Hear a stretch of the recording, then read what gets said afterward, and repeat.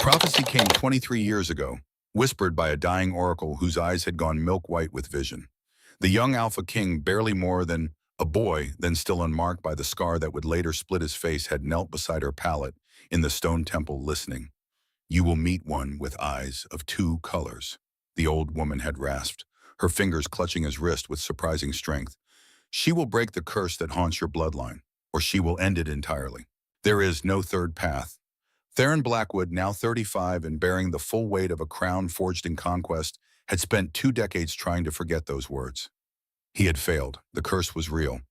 Every male Blackwood for 5 generations had died before their heir reached adulthood. Murdered, betrayed, poisoned. His own father had collapsed at dinner when Theron was 10 blood streaming from his nose and ears. His grandfather stabbed by a trusted advisor. His great-grandfather thrown from his horse by sabotaged stirrups. The Blackwood line was dying, and Theron knew with the certainty of stones sinking in deep water that he would be next. The fortress of Iron Peak rose from the Montana mountains like a fist of granite thrust toward the sky. Snow clung to its eastern walls even now in the dying days of autumn, and the wind that howled through its gates carried the promise of a winter that would last 6 months. It was a hard place. A place built for hard men. Theron stood at the window of his war room, watching the road that wound up through the valley below. Behind him, maps covered every surface, battle plans, territorial claims, the slow expansion of his domain across 11 conquered kingdoms. In 12 years of rule, he had known nothing but war and the bitter peace that followed it. His hand went to his face, tracing the scar that ran from his left temple to his jaw. A reminder, a punishment, a lesson carved in flesh. The door opened without ceremony. Captain Rowan Hayes, weathered in gray at 42, stepped inside. "Your Majesty, the girl is still at the gates." Theron did not turn from the window. "How long?" 3 days now. The guards say she has not eaten, barely sleeps, just stands there waiting. "What does she want?" Rowan's silence stretched long enough that Theron finally looked at him. The captain's face was carefully neutral, but something moved behind his eyes. Grief, perhaps, or guilt. "She says her father died in your service, at Thornwood Pass. She wants to know why." The name hit Theron like a fist to the chest. Thornwood Pass. 3 weeks ago. The ambush that should not have happened. The intelligence that proved false. The blood that stained snow. And one man who had ridden through the night to warn him. One man who had thrown himself in front of an arrow meant for a king. "Brennan's daughter," Theron said, the words scraping his throat raw. "Aye. Send her away." "We have. 12 times in 3 days. She keeps coming back." Theron's hands curled into fists on the stone windowsill. "Then arrest her for trespassing." "Your Majesty, do it." Rowan did not move. After a moment he spoke again, his voice careful. "She has his eyes, Alaric's eyes. One green, one brown. Just like the story said." The prophecy whispered through Theron's memory like smoke. "Eyes of 2 colors." "I will not see her," Theron said. "Understood." Rowan turned to leave, then paused at the door. "For what it is worth, sire, the girl does not beg. She does not weep. She simply stands and waits as if she has every right to be there, as if she knows somehow that you will see her eventually." When the captain left, Theron remained at the window, staring down at the gates he could not see from this height. Somewhere beyond those walls, a girl with mismatched eyes waited for justice, for answers, for something he could not give her. Because the truth of Elara Brennan's death was a poison Theron carried in his chest, and he had no cure for it. The snow began to fall on the 4th day. Elara Brennan watched the first flakes drift down from a sky gone the color of steel, and she did not move from her post. Her father's coat, far too large, hanging to her knees, provided some shelter. The boots he had worn, also too big, had rubbed her feet raw days ago. She no longer felt the pain. 21 years old, and everything she had known was gone. The small cabin in the valley, the life they had built together after her mother left. The quiet rhythm of days spent learning to read the weather, to map the land, to identify every plant that could heal or kill within 50 miles. All of it swept away the moment the soldiers came with Alaric's medal and his belongings and their carefully neutral faces. "Your father died a hero," they had said. "He saved the king." But they would not say why he had been there, would not explain the mission that sent him into an ambush, would not meet her eyes when she asked how a decorated captain could die in what should have been a routine patrol. So she had packed her father's field journal, the maps she had drawn over 15 years of wandering these mountains, and the herbs she knew could cure 47 different ailments. And she had walked 3 days north to Iron Peak Fortress. Justice her father had taught her was not something given. It was something you took by standing your ground and refusing to be moved. The guards at the gate had stopped ordering her to leave. Now they simply watched her with a mixture of pity and unease, as if waiting to see how long a woman could stand in the cold before winter claimed her. Elara could wait a long time. Movement at the gates drew her attention. Not the guards this time. A rider massive and dark against the snow, mounted on a warhorse that steamed in the cold air. And beside the horse, pacing like a shadow given flesh, walked a wolf. Not a wolf. Something larger. Something that made the warhorse nervous. Elara's breath caught. She had heard the stories of the king's werewolves. Creatures bonded to their masters before birth, loyal unto death, capable of tearing through armor like parchment.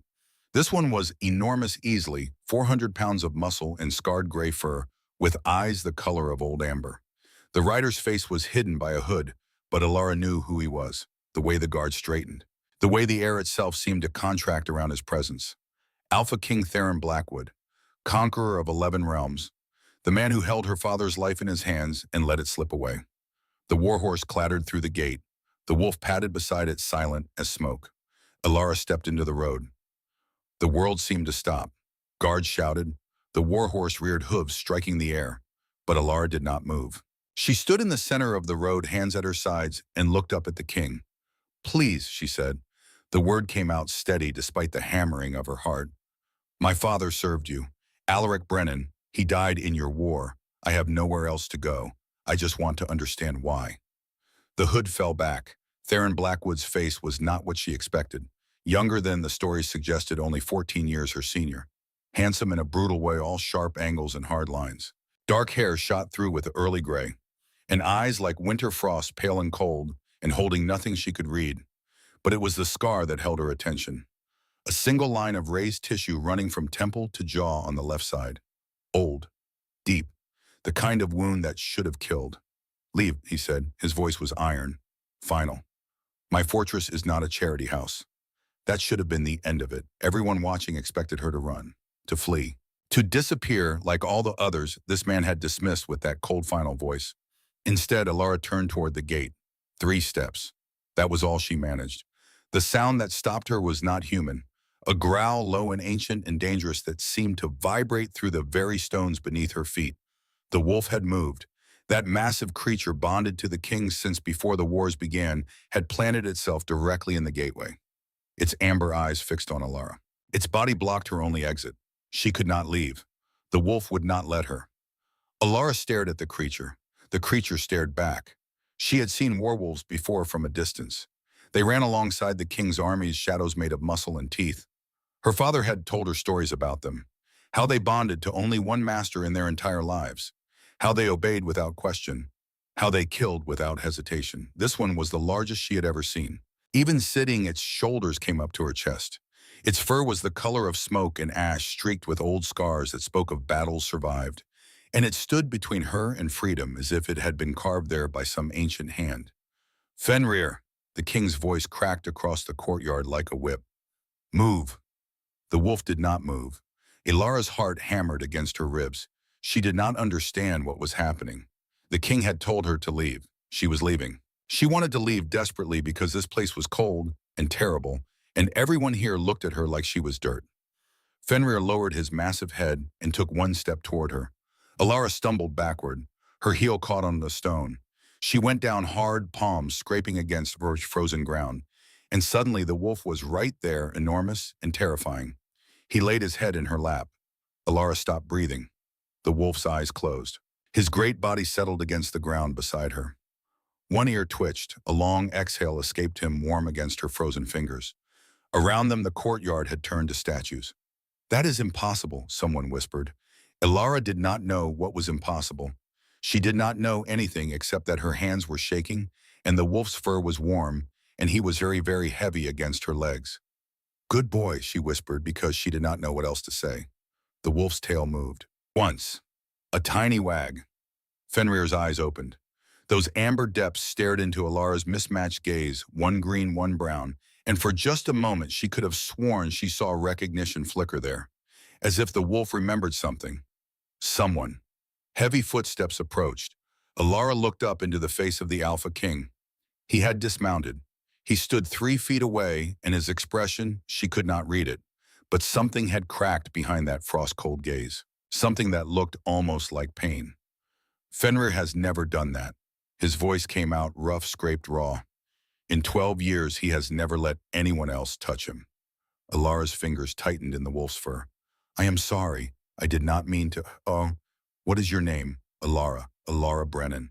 The name landed like a physical blow. The king's face went white, every muscle locked. And for one terrifying moment, Elara thought he might draw his sword. Brennan, he repeated, flat, careful. Your father. His name was Elara Brennan. Yes. Her voice came out small. He was your soldier. He died at Thornwood Pass 3 weeks ago. The soldiers only brought word 3 days ago. She swallowed.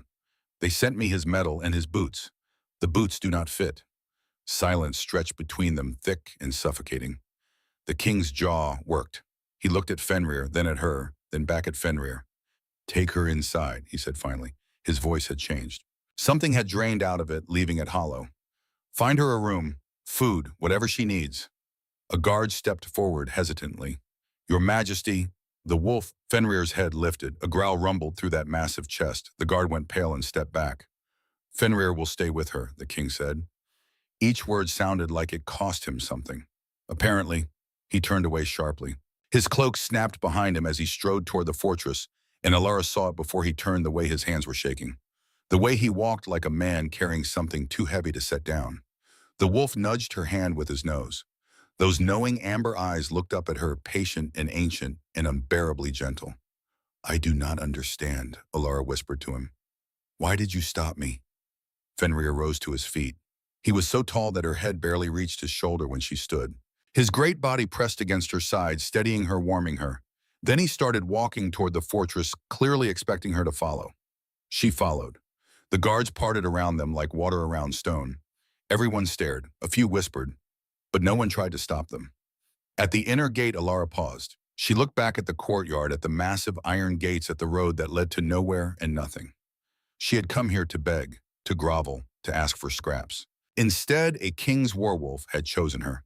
She turned and followed the wolf into the fortress. Behind her, visible through a high window, the Alphaking stood motionless, his hands pressed flat against the stone wall. He stared at the place where she had been. His expression was the expression of a man who had just seen a ghost. Dr. Morgana Vale had been summoned to Iron Peak Fortress 3 months ago to cure an incurable king. The terms had been simple enough. Fix whatever was wrong with Alpha King Theron Blackwood, the violent episodes, the uncontrolled transformations, the blackouts that left him shaking and hollow, or spend the rest of her life in a cell for crimes she had not committed. So far, she had failed. She watched from the infirmary window as the chaos in the courtyard unfolded. The girl, the wolf, the king's face going white as bone. Interesting, she murmured. Behind her, Lady Iris, the elderly servant, who had become her closest ally in this stone prison, made a disapproving sound. That girl will be dead by morning. The king does not take in strays. The king just did. The wolf did. Different thing entirely.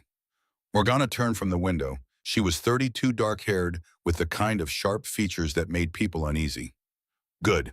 In her line of work, being underestimated was an advantage. In the entire recorded history of werewolves, she said they choose their master once and only that person ever. I know the lore. Then you know this should be impossible. Which means either everything we know about werewolves is wrong, Morgana said, moving to her workbench, where vials and herbs sat in precise rows, or there is something very unusual about that girl. Lady Iris settled into a chair with a soft grunt. At 68, she had seen 3 kings rule Iron Peak. She had survived them all by being quiet, useful, and observant. The girl has his eyes, Iris said softly. Alaric's eyes, I saw them. One green, one brown, just like the old captain used to describe. Morgana's hands stilled over a mortar and pestle. You knew him, Elara Brennan. Everyone knew him. Served under the king for 2 years before Thornwood Pass. Only man in the whole damn army who would tell Theron the truth even when it was hard. Iris's face creased with old grief. He would look the king dead in the eye and say, I think that is wrong, your majesty. And here is why. Bold. Brave. There is a difference. Iris stood moving to the window. Below the girl, Elara was being led into the fortress by a hovering servant, Fenrir, at her side like a guardian shadow. The king nearly had him flogged once for insubordination, promoted him instead. What happened at Thornwood Pass? You would have to ask the king. But I will tell you this, after they brought word that Alaric was dead, Theron locked himself in his chambers for 3 days. Would not eat, would not speak, just sat in the dark. Iris's voice dropped.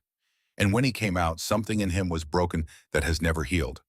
Morgana filed that information away, adding it to the puzzle she had been slowly assembling over 3 months of observation. The violent episodes, the transformations, the way the king flinched at certain sounds, certain words, the nightmares that left him screaming. And now this, a girl with eyes of 2 colors chosen by a wolf who should not be able to choose anyone but his bonded master. The prophecy, Iris breathed suddenly. 23 years ago, the oracle said, eyes of 2 colors. Morgana finished, her mind racing. She will break the curse. They looked at each other. If Fenrir chose that girl, Morgana said slowly, it is because he senses something in her. Something that resonates with whatever he senses in the king. Something connected to the prophecy.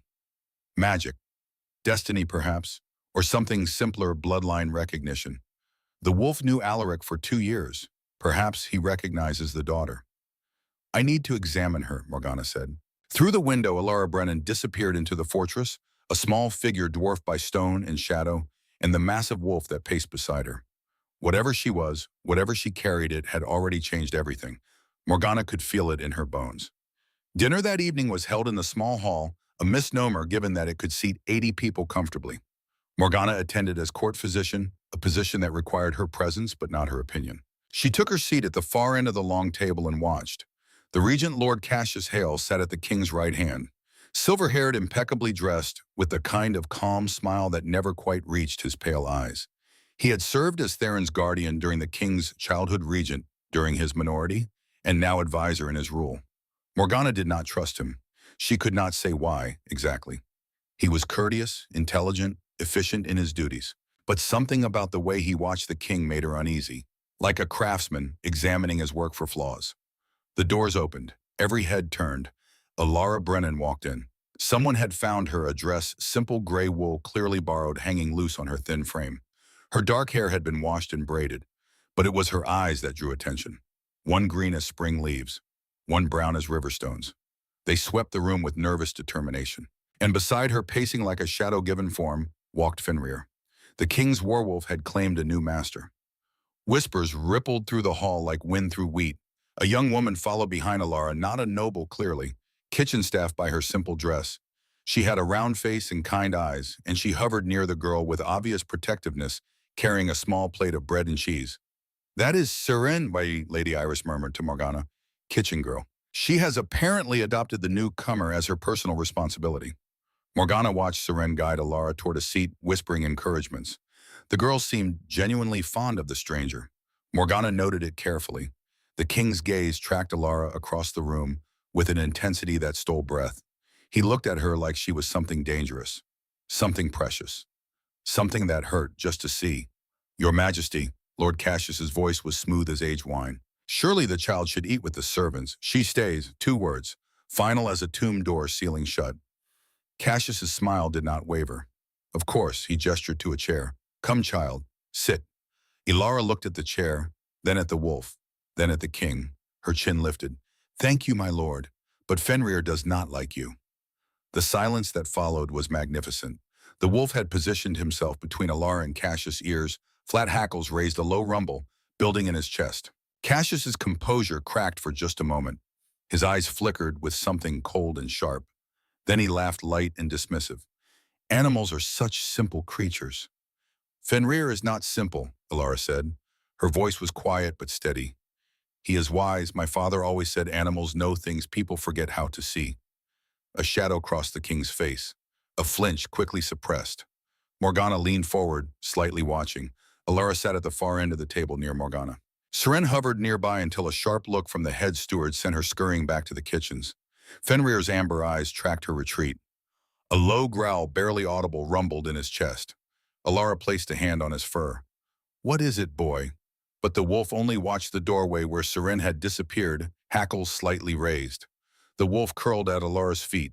His amber stare never left Cassius. I am Morgana, the physician said quietly. The court healer. Elara studied her with those strange dual-colored eyes. Are you going to tell me to go away? No. Why not? Because Fenrir chose you, and wolves are better judges of character than people. A tiny smile flickered across the girl's face, the first Morgana had seen. They ate in silence for a while. The food was good roasted venison, fresh bread, winter vegetables, glazed with honey. Elara ate slowly as if unused to such plenty. Halfway through the meal, Morgana noticed the way Cassius watched the king. Not with concern, not with affection, with calculation. The way a man might watch an experiment in progress. And she noticed something else. The king's wine glass always full, always being refilled by Cassius himself, and the way Theron's hands had begun to tremble ever so slightly as the meal wore on. A suspicion began to form in Morgana's mind, a terrible suspicion. But she would need proof before she could act. After dinner, Morgana lingered in the corridor outside the hall. She pressed herself into a shadowed alcove and waited. Cassius approached the king near the eastern stairwell. Their voices were low, but Morgana had excellent hearing. She could be a plant, Cassius was saying, an assassin's tool, a weapon aimed at your heart. She is 21 years old, hardly a child. Theron's voice was tired. She is a liability. She needs to go, Your Majesty, before she causes damage we cannot undo. The wolf stays. The girl stays. This conversation is over. Footsteps, a door closing. Morgana could not see Cassius's face from her hiding place, but she could hear the way his breath hissed out, could hear the deliberate, measured footsteps as he walked toward his own chambers, and in that moment she knew. Whatever was wrong with the king, the episodes, the violence, the blackouts, Cassius was involved. She just had to prove it. Elara had been at Iron Peak Fortress for 1 week when she found Tommen in the kennels. She was not supposed to be in the kennels. She was not supposed to be anywhere really except her room. But Fenrir got restless when cooped up too long, and the servants were too afraid of him to tell her where to go. So Elara had started exploring. Today unease prickled at the back of her neck. She heard the crying, first quiet, muffled, the kind of crying someone was trying very hard to hide. Elara followed the sound around a corner and stopped. A boy, maybe 17, knelt in the straw. His shirt was off. His back was a mess of red welts, some bleeding. An older man stood over him with a leather strap. You will learn, the man was saying. Master Garrett by the insignia on his sleeve, Kennel Master. You will learn or you will bleed until you do. The strap rose. Stop. The word tore out of Elara before she could think. She was across the kennel in 3 steps, putting herself between the man and the boy. What do you think you are doing, girl? No. The word came out clear and sharp and absolutely certain. Behind her, a growl built like thunder rolling across mountains. Fenrir had followed her. He padded out of the shadows, and the man with the strap went white. Hitting a child is not business, Elara said. Her voice was shaking, but she did not care.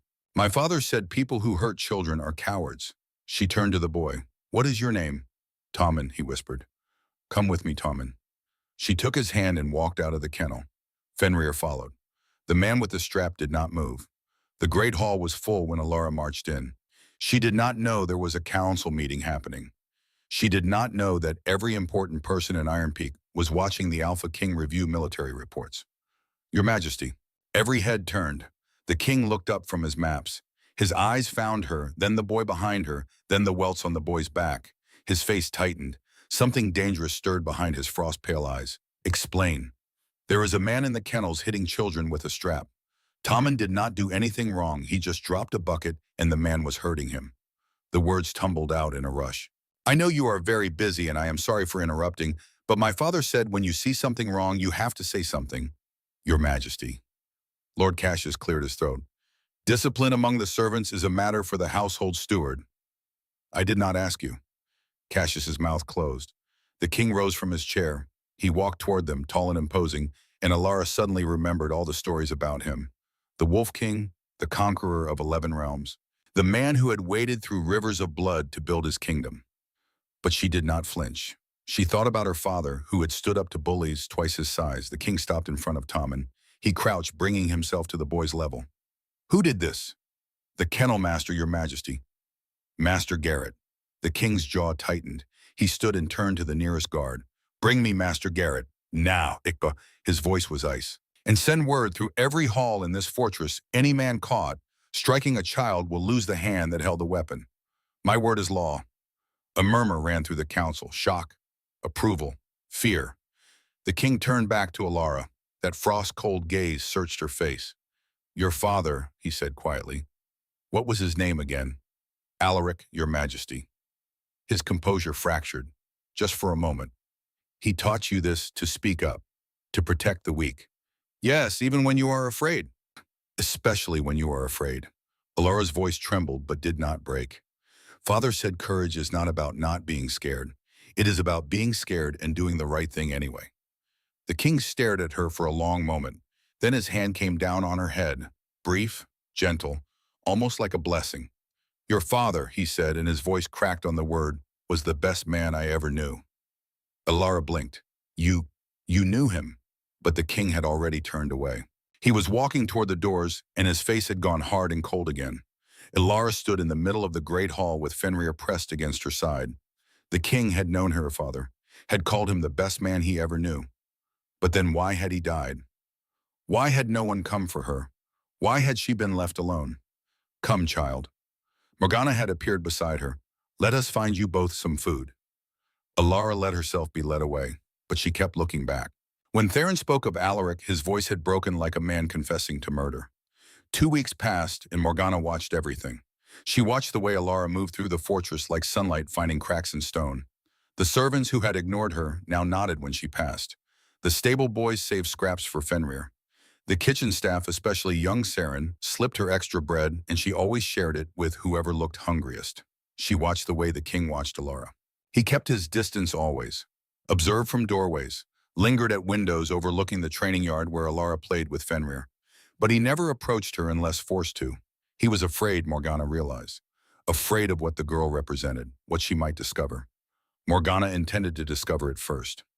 She found her opportunity on the 14th evening when Theron summoned her to his private chambers for the weekly assessment. The room was sparse for a king. A massive bed rarely slept in, a desk piled with reports, a fireplace that burned low, and weapons everywhere, swords mounted on walls, daggers on the desk, a war axe propped in the corner. A room built for a man who expected attack. Theron stood at the window, his back to her. The scar on his face caught the firelight, a silver line against tan skin. Your report, he said without turning. Morgana clasped her hands behind her back. Your episodes have decreased in frequency since I adjusted your evening tonic. However, the underlying cause remains unclear. Unclear, his voice was flat. The symptoms do not match any condition in my training, Your Majesty. Sudden loss of control, violent transformation. Memory gaps. She paused, watching his shoulders tighten. These are not natural. What are you suggesting? I am suggesting that something is causing this. Something external. He turned then, those pale gray eyes fixed on her. You think I am being poisoned? I think it is worth investigating. You are not the first healer to suggest this. I have had my food tested, my wine, my water. Nothing. Perhaps they were not testing for the right thing. Something flickered in his expression. Interest, perhaps, or hope quickly buried. And you know what the right thing is. Not yet, Your Majesty, but I am very good at finding answers. Theron studied her for a long moment. Then he turned back to the window. The girl. How is she, Elara? Always the conversation came back to Elara. She is thriving. The servants adore her. And Fenrir has not left her side for more than 10 minutes since she arrived. The bond between wolf and master is sacred. Unbreakable. The words came out barely above a whisper. What Fenrir has done defies every law we know. And yet, his hands pressed flat against the window frame. She has his eyes, the same mismatched colors. Morgana went still.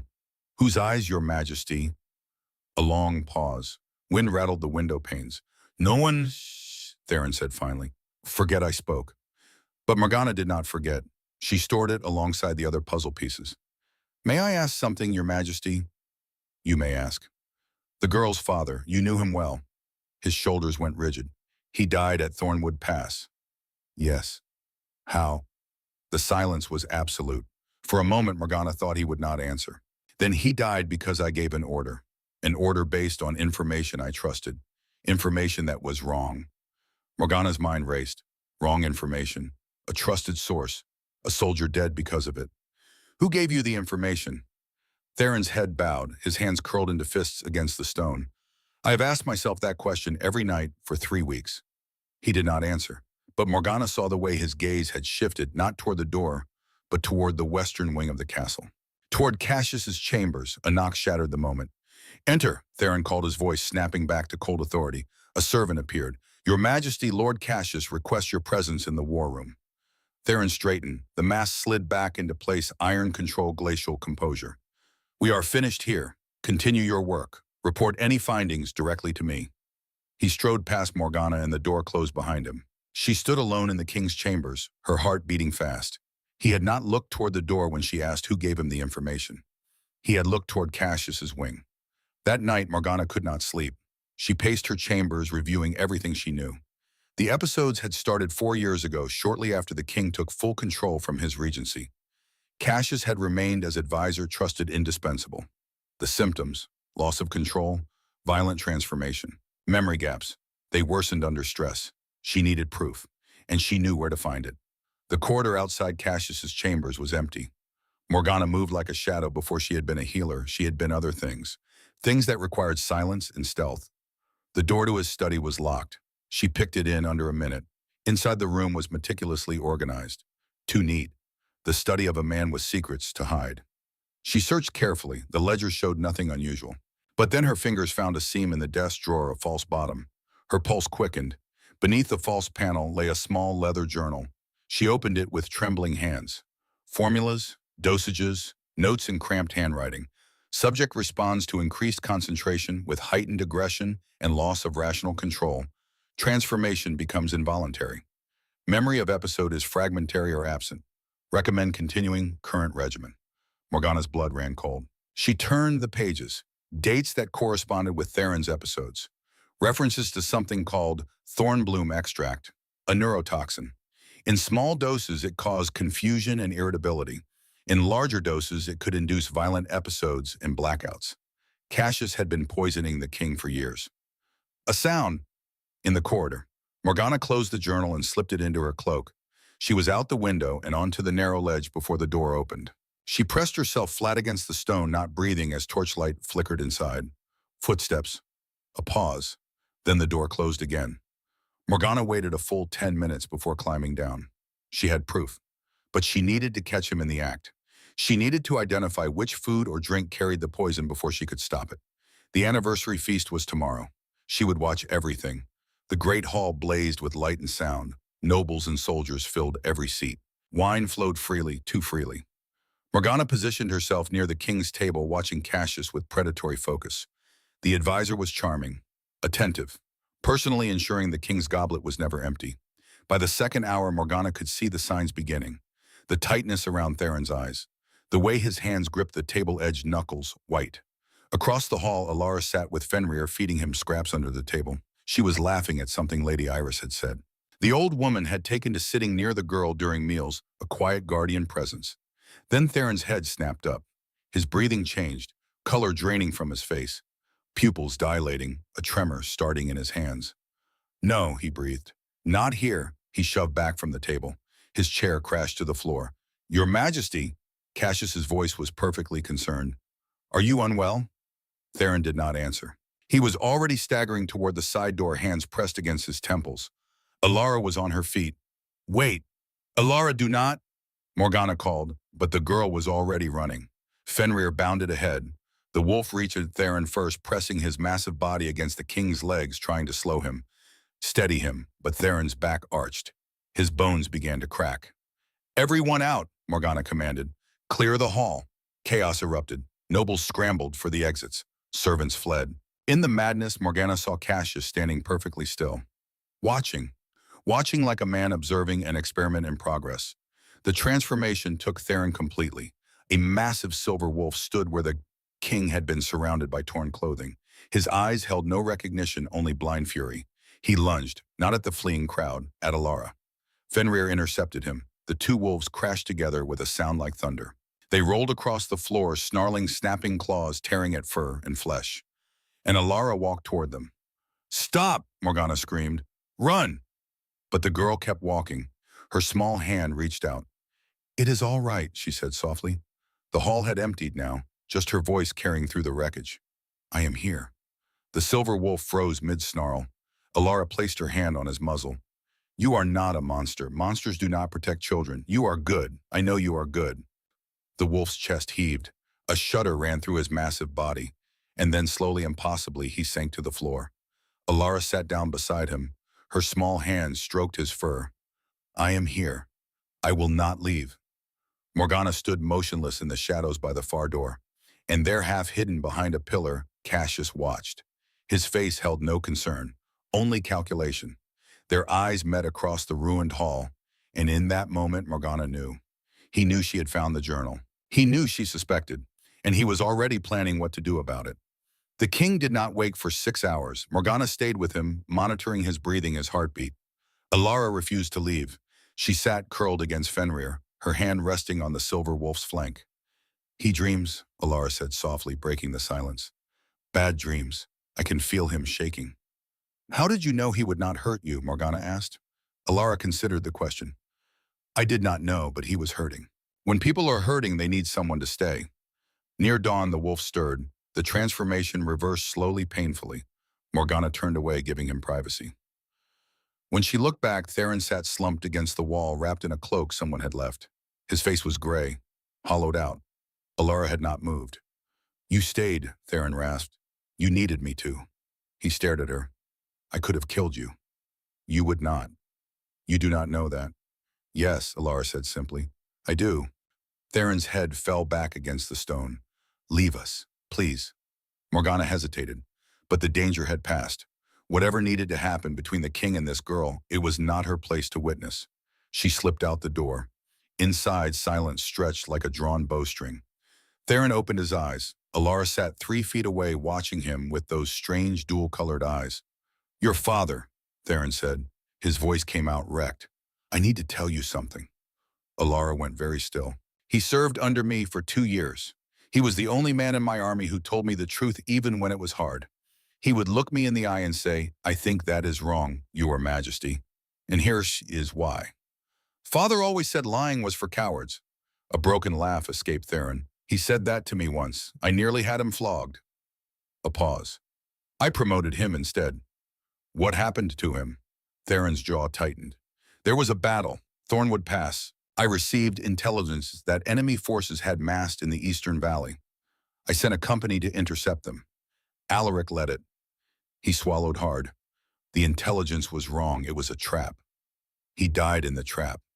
No, Theron's voice dropped to barely above a whisper. He realized what had happened. He turned his men around and rode through the night to warn me. He arrived just as the enemy broke through our lines. Tears tracked down Elara's face. I was fighting, Theron continued. Each word was glass in his throat. I did not see the archer on the ridge, but Alaric did. He threw himself in front of the arrow. It hit him instead of me. His hands trembled. He died in my arms, Elara. His last words were about you. He made me promise to find you, to protect you. The room was silent except for the crackle of dying embers in the fireplace. So you see, Theron said, I am not a hero. I am the reason your father is dead. Elara wiped her face with the back of her hand. Her chin lifted. Who gave you the intelligence? Theron's head came up, eyes widening. What? The intelligence that was wrong. Who gave it to you? In that moment, she looked so much like Alaric. The same fierce determination. The same refusal to accept easy answers. I have suspicions, Theron admitted, but no proof. Then we find proof. Elara, Father died protecting you so you could help people. If someone is hurting you, if someone got Father killed, we find out who and we stop them. Theron looked at this 21-year-old woman with her borrowed dress and her father's eyes and her unshakable conviction, and something inside him that had been frozen for years began to thaw. He reached out. His hand hovered near her face, uncertain. Elara closed the distance. She pressed her cheek into his palm. I miss him, she whispered. I know. His thumb brushed away a tear. I miss him too. They stayed like that as dawn light crept through the windows. 2 people bound by grief and loss, and the ghost of a man who had been better than either of them. Neither of them noticed the shadow that pulled back from the door. Neither of them saw the figure retreating down the corridor. Neither of them knew that every word they had spoken had been heard. Elara could not sleep. She lay in her bed, the first real bed she had slept in since leaving home, thinking about everything the king had told her. Father had died saving him. Father had been his friend. Someone had given wrong information. Someone had sent father into a trap. Fenrir lay beside her bed, a comforting presence. But tonight, unease prickled at the back of her neck. A soft knock at her door. Elara sat up. Fenrir's head lifted, ears pricking forward. "Who is there?" "It is Saren, miss." The familiar voice of the kitchen girl who had stayed close since Elara's first day, who had become something like a friend. "May I come in?" Elara relaxed slightly. "Come in." The door opened. Saren stood in the corridor wrapped in a traveling cloak. Her round face looked different in the dim light, sharper somehow. "I need you to come with me, miss," quickly and quietly. Elara frowned. "Why?" Serene's hands trembled. "I have received word about your father." Elara's heart stopped. "My father is dead." "That is what they told you." Serene stepped closer, her voice urgent. "But I have learned something tonight. Your father lives, miss. He is being held prisoner in an outpost beyond the northern woods." The world tilted. Father, alive. "That is impossible," Elara whispered. "The king was deceived, just as we all were." Serene reached for her hand. "I know a way to reach him, but we must go now before anyone discovers what I have learned." Elara's mind raced. Father alive. Father waiting for her. But something tugged at her. A warning she could not quite hear. "I should tell the king, or Morgana." "There is no time," Serene's voice sharpened. "If we alert anyone, your father will be killed before we can reach him." Fenrir growled low in his chest. Serene's eyes flickered to the wolf. For just a moment, something cold passed through her expression. "The wolf cannot come. He is too recognizable. Fenrir goes where I go. Then your father dies." The words landed like stones. Elara looked at Fenrir. The wolf's amber gaze was fixed on Saren Hackle's risen. He did not trust her. "But father alive." "I will come back," Elara told Fenrir. Her hands trembled as she knelt beside him. "I have to find father. Stay here. Guard the king. I will return." She kissed the top of his head. Fenrir whined. He pressed his great head against her chest as if trying to hold her there. But Elara pulled away. She followed Seren out the door. Behind her, Fenrir rose to his feet. He paced once, twice. Then he lifted his great head and howled a sound of warning, of fear, of desperate alarm. He did not stay. He had never intended to. But by the time he reached the courtyard, the two figures were already disappearing into the forest. And Fenrir had to make a choice: follow Elara into danger or wake the king. He chose the king. The massive wolf burst through the doors of the royal chambers, snarling, frantic. Theron bolted upright from a restless sleep, hand going to the sword beside his bed. Fenrir grabbed his sleeve and pulled. "What?" The wolf released him and ran to the door, looking back. Forward. Back again. Elara. Theron was on his feet in seconds, pulling on boots, grabbing weapons. "Where is she?" Fenrir bounded down the corridor. Theron followed his heart, a drum of fear in his chest. They found Morgana in the hallway, already dressed, a medical bag over her shoulder. "I heard the howl," she said. "What happened?" "Elara is gone." The forest was dark. The moon hung low, casting silver light across frozen ground. They walked in silence, Seren leading, Elara following. The path disappeared. The trees pressed close. "How much farther?" Elara asked. "Not far now." The way Seren walked. Too quick, too purposeful. The way her voice had changed. Harder. Colder. Elara slowed. "I want to go back." Seren stopped. She did not turn around. "We are nearly there." "No," Elara's voice trembled, but held firm. "Fenrir tried to warn me. I should have listened." Silence. Then Seren laughed, soft, brittle, nothing like the warm girl from the kitchens. "Clever child, but too late." A figure stepped out from behind the trees. Lord Cassius Hale. His eyes were flat and cold. His smile was sharp as a blade. "Hello, little one. Thank you for coming." Elara stumbled backward. "Where is my father?" "Dead, I am afraid." Cassius walked closer, unhurried. "Quite thoroughly dead. He died screaming your name, actually. I made certain of that." Elara's whole body went cold. "You killed him." "I arranged his death. He was asking too many questions, getting too close to the truth." Cassius stopped 3 feet away.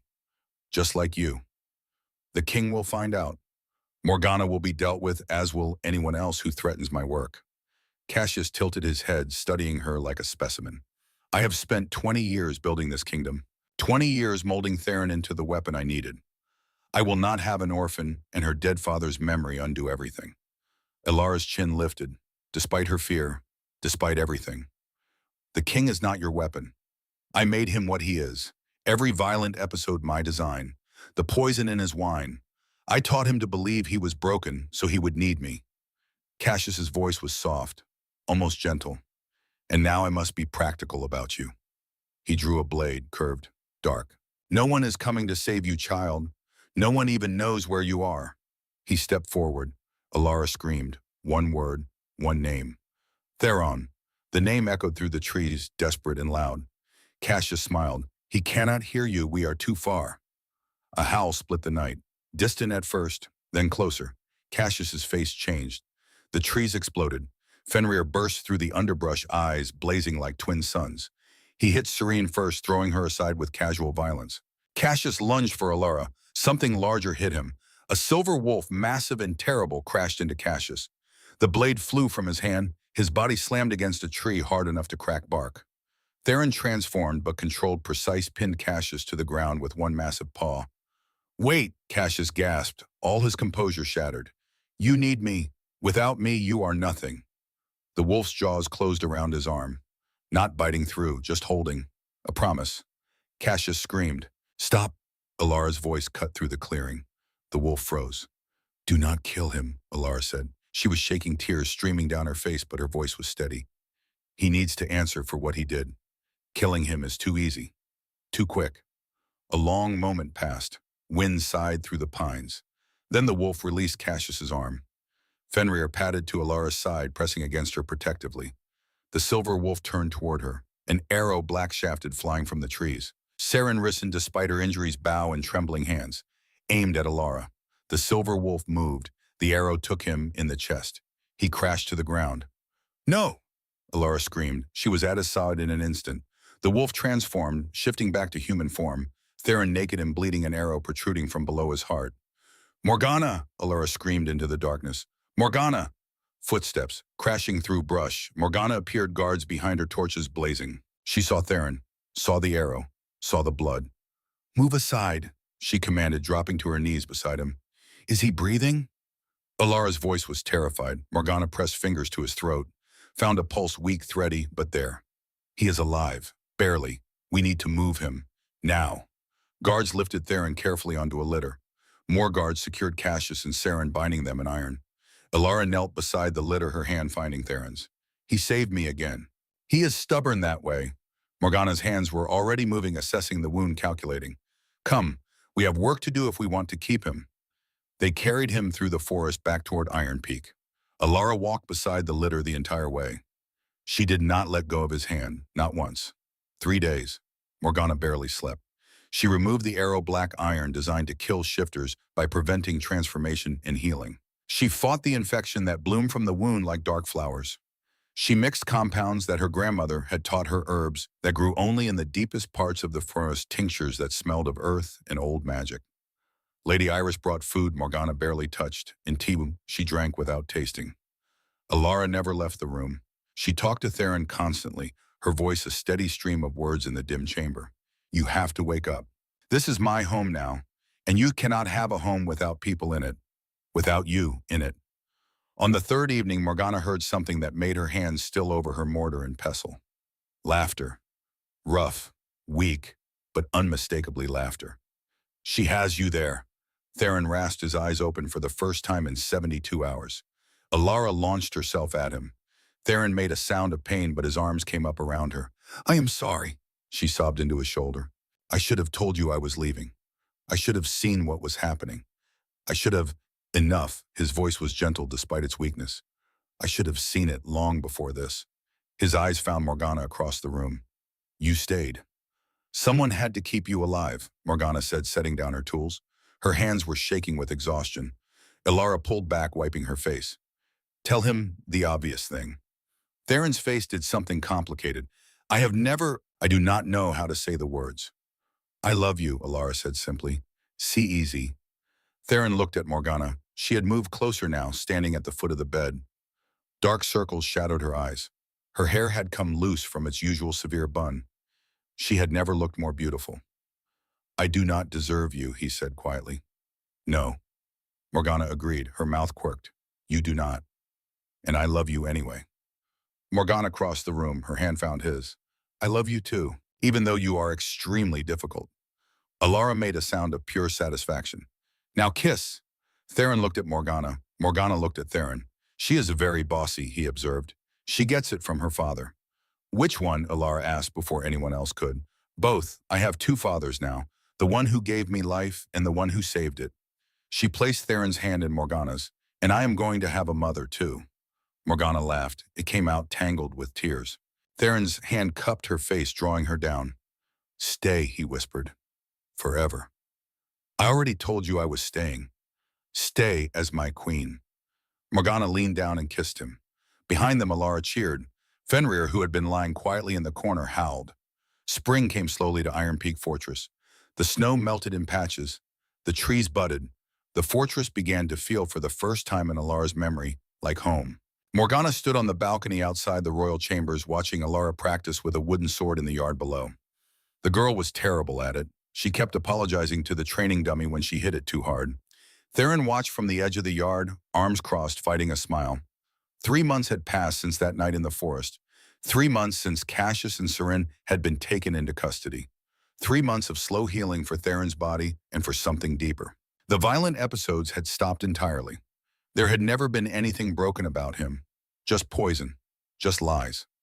The Council of Elders has approved the formal adoption, Theron said, appearing at Morgana's side. He moved quietly for such a large man. The documents are ready. Morgana's heart swelled. Have you told her? I was waiting for the right moment. There is no right moment. There is only now. They walked down to the training yard together. Elara spotted them immediately. She dropped her sword and ran toward them breathless and grinning. Did you see I almost did the spinny thing? You almost fell over, Theron said. Almost falling is almost doing. Theron crouched to her level. Despite the 4 months since they had met, despite everything that had happened, this felt right. Natural. Like coming home. I have something to ask you, he said. If you agree, you will become my daughter. Legally. A princess of Iron Peak. Elara went very still. Your daughter? Yes. You would be my heir. My family. His voice cracked. My reason for being better. Elara's eyes filled with tears. Father wanted me to find you. He knew. Knew what? That I needed a home. And so did you. She threw her arms around his neck. Theron held her tightly, and Morgana saw his shoulders shake. When Elara pulled back, she fixed Morgana with a stern look. You too, you have to be my mother now. Morgana laughed through tears. I suppose I do. Theron's arm came around Morgana's waist, pulling her close. The three of them stood together in the spring sunlight, Fenrir circling them before sitting down with a satisfied huff. I have one more question, Theron murmured. Only one. Morgana looked up at him. Will you marry me, Morgana? Will you be my queen? Elara bounced on her toes. Say yes, say yes. Morgana looked at this man who had been brought to his knees by a girl with mismatched eyes, who had learned to trust again, who had chosen love over fear. Yes, Elara shrieked with joy. Theron kissed Morgana and she melted into him, into this impossible future they were building together. I knew it from the very first day, Elara announced. You arrived unconscious at my infirmary that day, Morgana pointed out. I knew it in my heart. Theron laughed. Morgana laughed. Fenrir howled. And somewhere Elara was certain her father was smiling. The trial began 2 weeks later. The Great Hall had been transformed. Benches lined both sides filled with nobles, soldiers, and common folk who had come from across the kingdom to witness justice. The Council of Elders, 7 men and women who served as the highest judicial authority in the realm, sat at a raised table at the front. Elder Gideon Ashworth, 72 years old with a face like weathered granite, presided. Cassius Hale and Seren stood in chains before the assembly. Cassius looked diminished somehow, without his fine clothes and easy smile. Seren kept her eyes on the floor. Theron sat to the right of the elder's table, Elara beside him. Morgana sat to his left. The message was clear, they were a family now. United. This tribunal is convened, Gideon announced, his voice carrying through the packed hall, to hear evidence against Cassius Hale, former regent and advisor to the crown, and Seren Vaughn, accused of conspiracy to commit murder, treason, and the systematic poisoning of the Alphaking. How do the accused plead? Cassius lifted his chin. Even now, even broken, there was arrogance in the gesture. Not guilty. This is a farce orchestrated by a paranoid king and his pet healer. Guilty, Seren whispered. I plead guilty to everything. A murmur ran through the crowd. Gideon raised a hand for silence. Let us hear the evidence. Dr. Morgana Vale, please present your findings. Morgana stood. She had prepared for this moment, had rehearsed every word. But now standing before 200 witnesses, she felt the weight of it. For 3 months I served as the king's physician, she began. I was tasked with discovering the cause of his violent episodes, transformations. He could not control blackouts, periods of lost memory. I tested for every known illness, every condition in my training. I found nothing. She produced a leather journal, holding it up for all to see. Then I found this, hidden in Lord Cassius's private study. She began to read. Dates, dosages, clinical observations about how Theron responded to increased amounts of poison. The hall was silent except for her voice. When she finished, she set the journal on the elder's table. This documents a systematic poisoning that lasted 4 years. The substance used was thornbloom extract, a neurotoxin that in controlled doses causes exactly the symptoms the king experienced. Lies, Cassius said. That journal is a forgery, planted by what dying. We also have it that Morgana produced a small vial, less thornbloom extract found in your chambers. And this, she set down a second vial, a sample of the king's wine from the anniversary feast. Tested, positive for the same toxin. Anyone could have poisoned the wine. Only you had access to the king's private reserve. Morgana cut him off. The wine that only you, as his most trusted advisor, were permitted to pour. Gideon studied the evidence, his expression unreadable. These are serious accusations. But we will hear all witnesses before rendering judgment. Captain Rowan Hayes, please come forward. The grizzled captain stood. He had served under Theron for 15 years, had known Elara Brennan. Captain, please tell the court what you know of the mission to Thornwood Pass. Rowan's voice was steady, but Elara could see his hands trembling. 3 weeks before the battle, I was present when Lord Cassius delivered intelligence to the king. He said our scouts had confirmed enemy forces massing in the Eastern Valley. He recommended sending a strike team to intercept them. And Captain Elara Brennan led that team. Yes, sir, at Lord Cassius's specific recommendation. He said Alaric was the only man he trusted for such a delicate mission. What happened? It was a trap. The intelligence was false. Captain Brennan realized it and turned his men around. They rode through the night to warn the king. Alaric died protecting his majesty from an assassin's arrow. Rowan's eyes found Cassius. There was no enemy force in the Eastern Valley. Never had been. The intelligence was designed to remove Captain Brennan from the king's side. Why would Lord Cassius want Captain Brennan removed? Because Alaric was asking questions about the king's episodes, about who had access to his food and wine. He told me 2 days before the mission that he suspected someone close to the throne was causing the king's illness. The hall erupted in whispers. Gideon called for order. Do you have proof of this suspicion? Rowan pulled out a worn journal smaller than Morgana's, fine, leather-bound and stained. This was among Captain Brennan's personal effects, his field journal. He documented everything. He opened it to a marked page and read, "The king's symptoms worsen after council meetings, after private dinners with Lord Cassius. I have seen no evidence of natural illness. I believe he is being poisoned. I will gather proof. If I am right, Cassius must be exposed. If I am wrong, I will accept any punishment. But I must know the truth." Elara's breath caught. Her father's handwriting, his words. Rowan continued reading. "I have been ordered to Thornwood Pass. The mission came directly from Cassius. Something feels wrong. If I do not return, I pray someone will continue this investigation. The king deserves better than to be a puppet in his own kingdom." He closed the journal. That was his last entry. Silence fell over the hall. Not the restless silence of a crowd waiting for more, but the heavy silence of truth settling like snow. Gideon turned to Cassius. "Do you wish to respond to this testimony?" Cassius's composure finally cracked, his face twisted with rage. That fool! That self-righteous fool! He could not leave well enough alone, could not simply follow orders and keep his mouth shut. "So you did order him into the ambush?" "I removed an obstacle, as any competent advisor would." The admission hung in the air like smoke. Gideon's face hardened. "And the poisoning? I did what was necessary to maintain stability. Theron was becoming too independent, too willing to make decisions without consulting me. The poison kept him weak, dependent, controllable." Cassius's voice rose. "I built this kingdom. I made Theron what he is. Without me, he would be nothing. Without you," Theron said quietly, standing for the first time, "I would have been free." Elara stood beside him, small, young, but unafraid. "You did not build anything," she said. Her voice carried through the silent hall. You stole, you manipulated. You killed my father because he was brave enough to speak the truth you wanted hidden. Your father was a fool who died for nothing. My father was a hero who died protecting a king you were trying to destroy. Elara pulled out a small object from her pocket. Alaric's medal. She held it up so everyone could see. This was given to my father for valor, for service, for honor. He earned it by being everything you are not. She walked forward, stopping directly in front of Cassius. You are a coward, and cowards do not get to decide what my father's death meant. The hall erupted in applause. Gideon had to call for order 3 times. When silence finally returned, he spoke. We have heard enough. The council will deliberate. They did not leave the room. They did not need to. The 7 elders conferred in low voices for less than 5 minutes. Gideon stood. Cassius Hale, the council finds you guilty of treason, murder conspiracy, and the systematic poisoning of the Alphaking. Your crimes are among the gravest this kingdom has ever seen. Cassius opened his mouth to speak, but Gideon continued.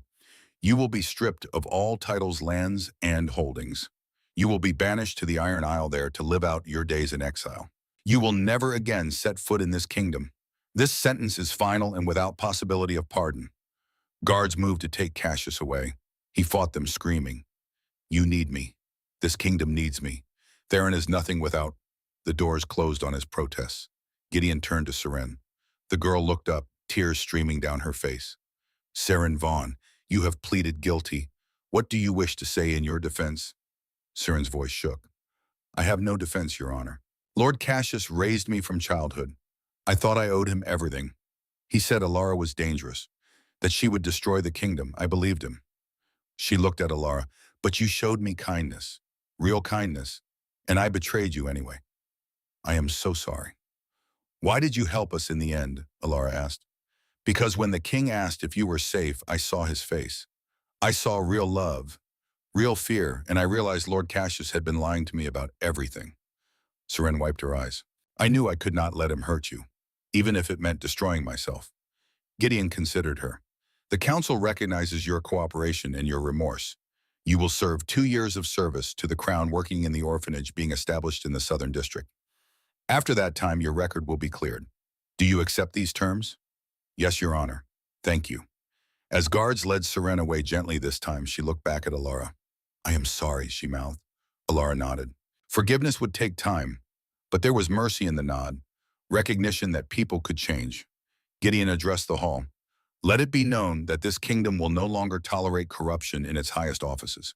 We will establish new safeguards, new checks on power, and we will honor the memory of Captain Elara Brennan, whose courage and sacrifice brought these crimes to light. He turned to Theron. Your Majesty, do you have anything to add? Theron stood, bringing Elara with him. I do.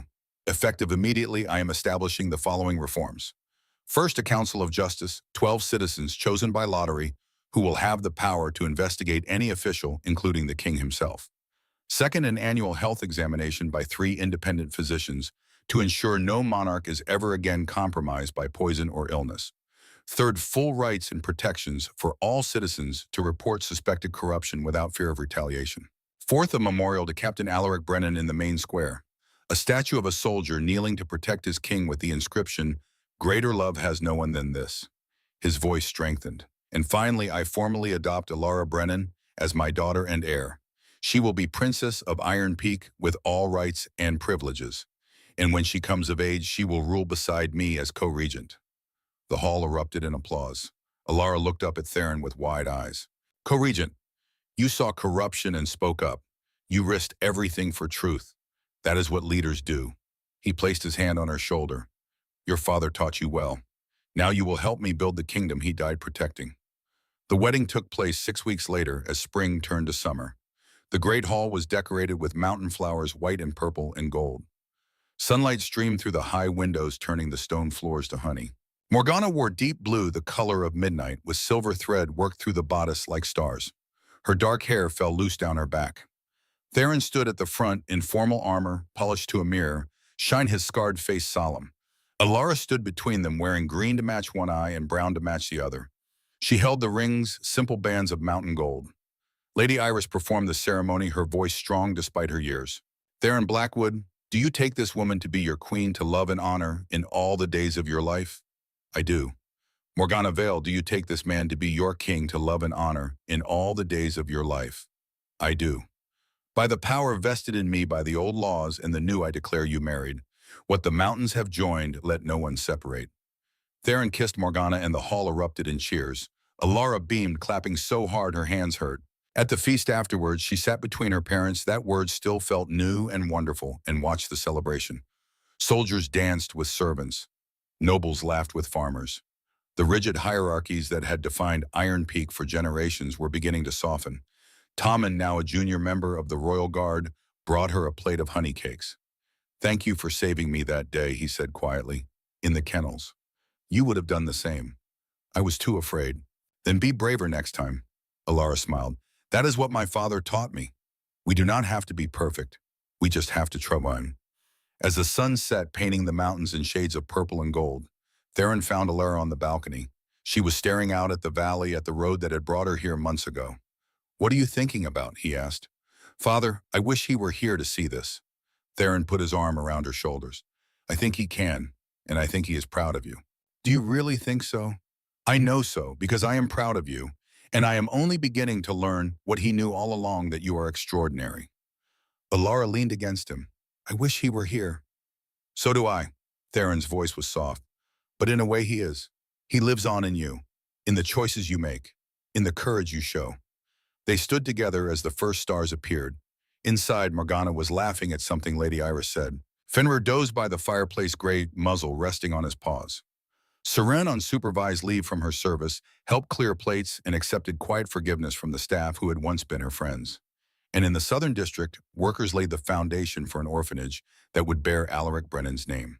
The kingdom was healing. Slowly, imperfectly, but healing. 6 months later, Elara stood before a crowd in the main square for the unveiling of her father's statue. The monument was 15 feet of bronze in grief and love. Elara Brennan captured forever in the moment of sacrifice, kneeling on one knee, shield raised to protect the king behind him, face turned upward with determination and peace. The inscription read exactly as Theron had promised. Greater love has no one than this, to lay down one's life for one's friends. Elara placed her hand on the bronze base. The metal was warm from the sun. Hello, Father, she whispered. I kept my promise. I found him, I protected him, and he protected me. Tears ran down her face, but she was smiling. You were right about everything, about being brave when scared, about speaking truth to power, about love being stronger than fear. Theron and Morgana stood behind her, giving her this moment alone with her father's memory. When she finally turned away, the crowd parted. Citizens she had helped, guards she had trained with, children from the orphanage wearing bright ribbons. An old woman pressed a flower into her hand. Bless you, princess. Your father would be so proud. And Elara believed it. That evening, the royal family gathered in their private chambers. Morgana had news. I am pregnant, she said quietly. Elara screamed with wonder and threw her arms around Morgana. Theron stood frozen for a moment, then pulled them both into an embrace so tight they could barely breathe.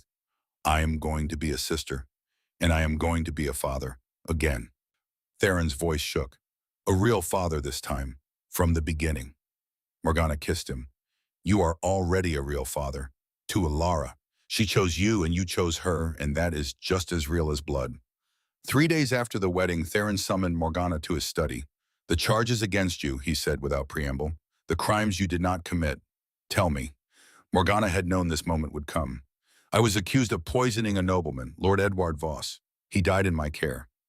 Did you poison him? No, but I discovered who did his own brother, who stood to inherit everything. When I threatened to expose him, he framed me instead. Her voice was steady. I fled rather than hang for a murder I did not commit. Theron studied her. Then he pulled out a sealed document. Lord Edward's brother confessed on his deathbed 2 months ago. The church sent this to clear your name. You are pardoned. Fully. Morgana's breath caught. I did not know. You are free, Morgana. You were always free. You just had to survive long enough to see it. She laughed, the sound breaking into tears, and Theron held her while she wept. 5 months later, on a snowy February morning, Marcus Theron Blackwood was born, named for the hero who had brought them all together. Elara held him with fierce tenderness, marveling at his tiny fingers and serious eyes. I will protect you, she promised him, the way father protected all of us. Fenrir, old now and moving slowly, padded over to sniff the baby. His tail wagged once. Approval. That night, as Elara held baby Marcus Theron, told her about the prophecy. 23 years ago, an oracle said I would meet someone with eyes of two colors. She would break the curse on my bloodline or end it entirely. What curse? Every male Blackwood for 5 generations has died before their heir reached adulthood.